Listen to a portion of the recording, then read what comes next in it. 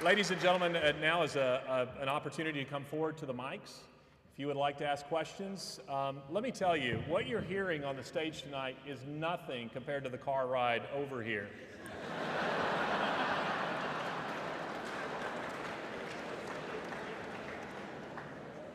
Now, let me say something about this question and answer time. First of all, we're not interested in statements from the floor.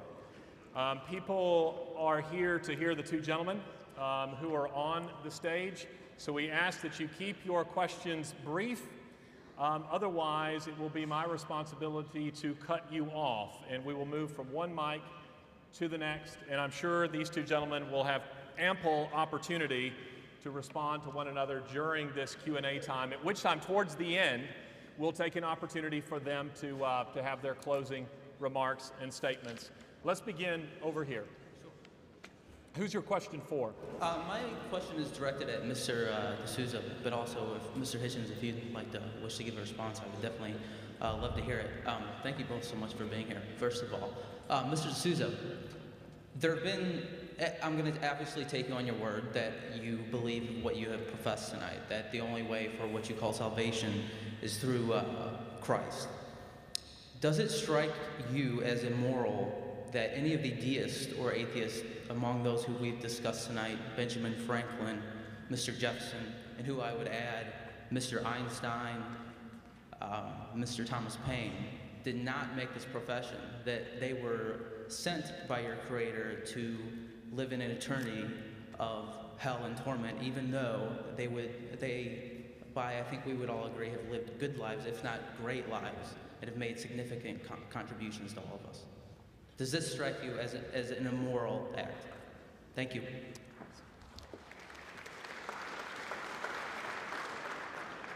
I think you've stated two propositions as identical that are actually distinct. The first one is Christ the way to salvation? As a Christian, I answer yes. And then your next question becomes that you've got a whole group of people, some of them Christian, but you might say unorthodox Christians. I don't think that Jefferson would deny that he was a Christian. He praised Christ for his moral teachings while denying his divinity. And so you have from deism to atheism a spectrum of views. The same thing with Einstein. Einstein said, I don't like these atheists who keep trying to recruit me as a member of their camp.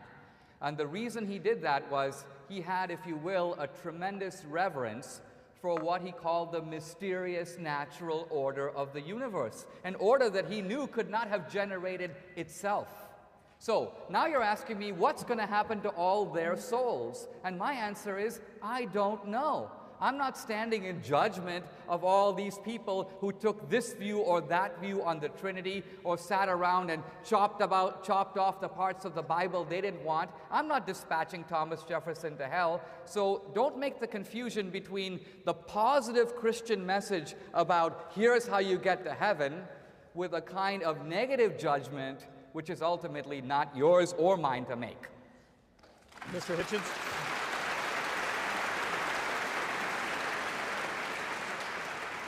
I mean, I don't particularly disagree with that, though if Jefferson denies the divinity of Christ, I think he denies that he is himself a Christian. I just make that as an obvious point.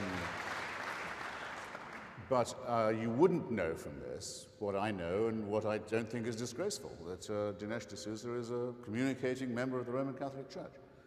Now, I don't know what Dinesh thinks, and I don't think he's ever been asked to legislate on the point, but the head of that church, the Pope, as he's called by his supporters, the Bishop of Rome, as he's known to Anglicans, Joseph Ratzinger, as he's known by me, says that you may only hope to get to heaven by adherence to one Christian church. It's not a matter for Dinesh to legislate.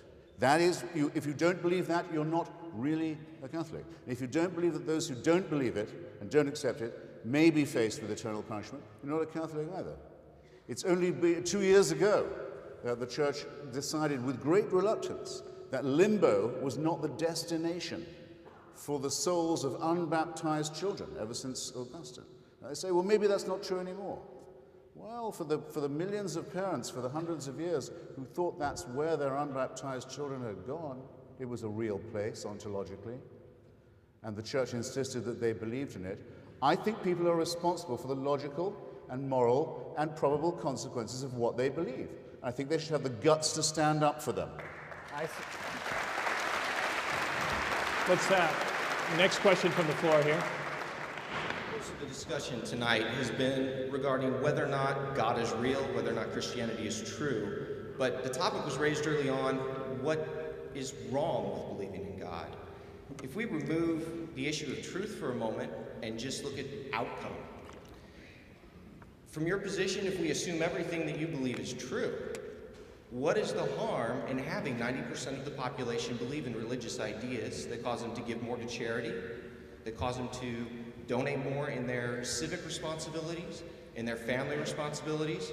An atheist regime certainly killed 1,000 times more than any Christian or religious war have to date. Very good. Let's go ahead and get the response. I will.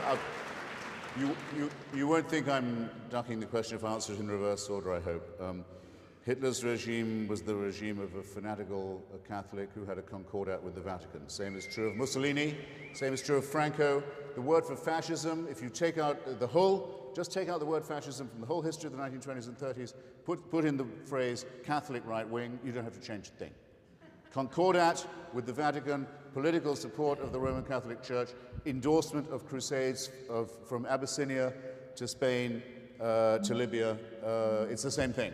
Hitler's birthday was celebrated by order of the church from every pulpit, every year, till the very last day of 1945, April 1945. Of the other member of the axis of Nazism and fascism, the Japanese emperor, he wasn't just a theocrat, he was actually a god. Are you telling me Nazism and fascism and the Axis was secular? You don't know what you're talking about. Mr. D'Souzom. If you've got time, I'll tell you why. I'll tell you why Kim Jong-il is a Confucian, and I'll also explain to you how Joseph Stalin was Russian Orthodox. If you've got time, this is not secularism. Now, as to doesn't it just make people? If religion only made people give to charity, why would I care? Let's try to work through as many questions from the floor as we can. We have a long line, so let's have a quick response. The gentleman's question is not answered yet. Let me answer. He said, why do I object? After all, if people believe in God, all they'll do is give money to charity. Isn't that what you said? That was his first question. I can't duck it, can I? Well, you've had plenty of chance to answer it without doing so. Religion makes people behave better. I don't mind if you say that.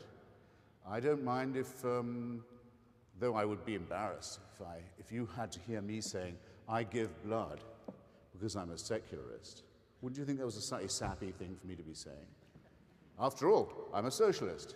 I don't lose a pint. I get it back with a cup of tea and a bit of water, but someone else has got one. It's the perfect socialist exchange. And I feel better for having given someone a pint of blood without losing one myself. I don't have to be a masochist. I don't have to grovel and suffer. I've done someone a favor, I've lost nothing. Couldn't be better. But if that's all religion did, but what religion does is this. Religion says, when someone comes to me and says, I want your children to be taught stultifying nonsense in school. I want them to be taught that they lived with dinosaurs and could have ridden on saddles on dinosaurs' backs. I want this done, and I'm going to court for it. Why? Because God wants me to do so. Let's hear a response from Mr. D'Souzom. That's why. I'm not letting that door. I can't let that door hang open. Let's hear the response here. The reason Christopher feels good when he gives blood, and the reason that lions don't donate blood, is because we as human beings have this rather unique quality that seems largely absent in the animal kingdom. Call it the moral sense. Now,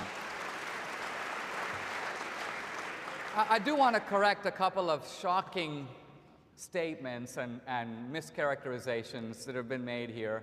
First of all, I've written extensively on the issue of Hitler. You should read Richard Evans' multi-volume history of the Third Reich and a very interesting book called Hitler's Table Talk, edited by the eminent historian Hugh Trevor Roper, which is the private statements of Hitler in the 3 years when he was in fact at the height of his power. It becomes very clear that Hitler hated Christianity, wanted to destroy the church in as cunning a way as he could, and in fact mocked and scorned religion. He was in fact an atheist. Now, in the early years of Hitler, he sounded like he would say things like, "I want to do the Lord's work." And why? Because he wanted to try to win over the Lutheran Church in Germany and the Catholic Church in Bavaria. But this failed completely.